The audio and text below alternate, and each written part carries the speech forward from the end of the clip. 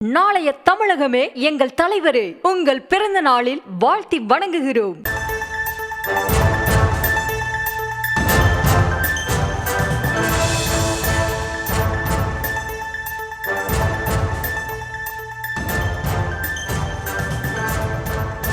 அண்மை செய்தியை பார்த்து வருகிறோம். இன்று மாலை மதுரையில் இருக்கக்கூடிய அம்மா திடல்ல முருக பக்தர்கள் மாநாடானது நடைபெற இருக்கிறது.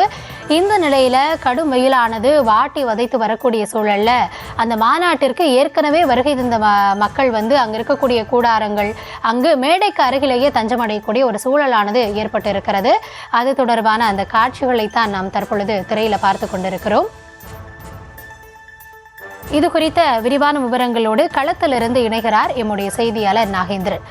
நாகேந்திரன், வணக்கம். தொடர்ச்சியாக இந்த மாநாட்டிற்கு தேவையான ஏற்பாடுகள் அனைத்துமே செய்யப்பட்டிருக்கு அப்படின்னு சொல்லப்பட்டிருந்தது. ஆனால் குறிப்பாக இது வெயில் காலம், வெயிலானது சுட்டரிக்கிறது. இப்படி இருக்கக்கூடிய சூழல்ல மக்கள் அங்கே ஏதாவது அவதிக்குள்ளாகிறாங்களா? நம்ம காட்சிகளிலே பார்க்க முடிகிறது, எல்லாமே அந்த மேடை கீழெல்லாம் அமர்ந்திருக்காங்க. என்ன நடக்கிறது? கள சூழலை விவரிக்கலாம்.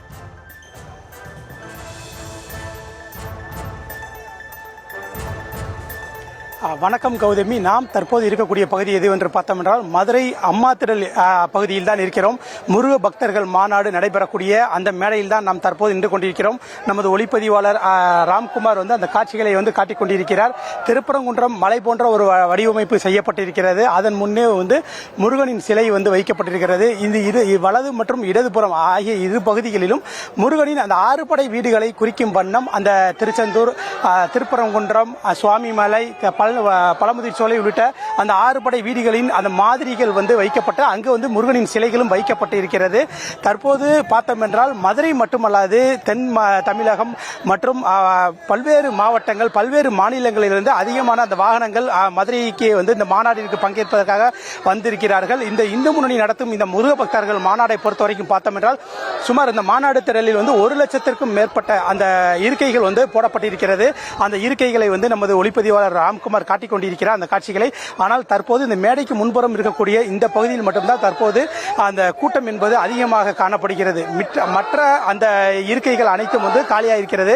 அதற்கு என்ன காரணம் என்று பார்த்தோம் என்றால் தற்போது கடந்த சில நாட்களை ஒப்பிடும்போது இன்று வெயிலின் தாக்கம் அதிகமாக இருந்து வருகிறது.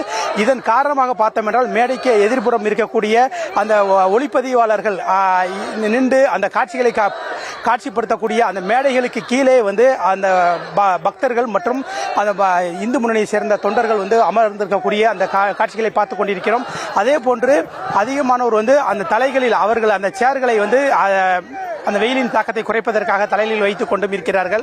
கையில் வைத்திருக்கக்கூடிய அந்த நாளிதழ்கள் மற்றும் துண்டு உள்ளிட்டவைகளை வைத்தும் தலையை மறைத்தபடி இந்த வெயிலின் தாக்கத்தை குறைப்பதற்காக தற்போது இந்த பகுதியில் நின்று கொண்டிருக்கிறார்கள். அவர்கள் அந்த முருகனுக்காக அந்த அரோகரா கோஷங்களை விட்டு இந்த மாதிரி இருக்கின்றனர்.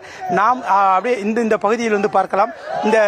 இந்த மேடையில் பார்த்தோம், இந்த மேடையில் தான் சரியாக 3 மணி அளவில் இந்த மாநாடு என்பது நடைபெற இருக்கிறது. இந்த மாநாட்டில் பார்த்தோம் என்றால் முருகனின் அந்த பக்தி பாடல்கள் மற்றும் அந்த இசை நிகழ்ச்சிகள், பல்வேறு கலை நிகழ்ச்சிகள் நடைபெற இருக்கிறது. பரதநாட்டியம் உள்ளிட்டவை நடைபெற இருக்கிறது.